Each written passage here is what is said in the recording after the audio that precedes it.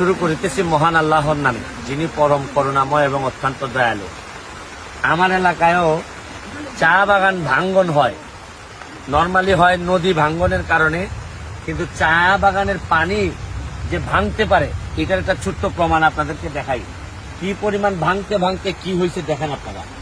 এটারও আবার কারণ হচ্ছে গিয়ে প্রকৃতিরে হাত দিলে, প্রকৃতিরে ইন্টারফেয়ার করলে যে প্রকৃতি কতটা ভয়ানক হইতে পারে। এইখানে বালু তুলতে তুলতে এক সময় আরো প্রায় 7-8-10 বছর আগে বালু তোলা হইতো এইসব জায়গা থেকে।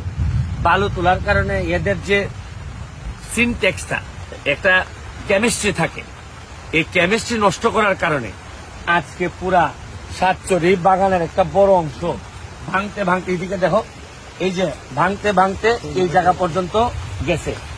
এই যে দেখেন, এই বাথরুমটা হয়তো আজকে কালকের মধ্যে ভেঙে পড়বে। আমি এমপি হওয়ার বহু আগে এই জায়গাটারে কাজ করার চেষ্টা করছিলাম, কিন্তু যেহেতু সরকারি কোনো ফান্ড ছিল না, আমার টাকা দিয়ে করে আমি আর বাঁচাইতে পারি নাই। এখনের অবস্থাটা দেখেন, এখন দেখেন এই যে বড় গাছটা, এই বড় গাছটাও ভেঙে পড়বে, আজকে কালকে রাতের মধ্যেই ভেঙে পড়বে। তারপরে আমি এই এলাকার যারা উপজাতি আদিবাসী আছেন তাদের জন্য আমি এই ব্রিজটা বানাই দিছি। দেখেন এখন এই ব্রিজের অবস্থা দেখেন, এই যে এই ব্রিজটাও এই জায়গাটাও প্রায় যায়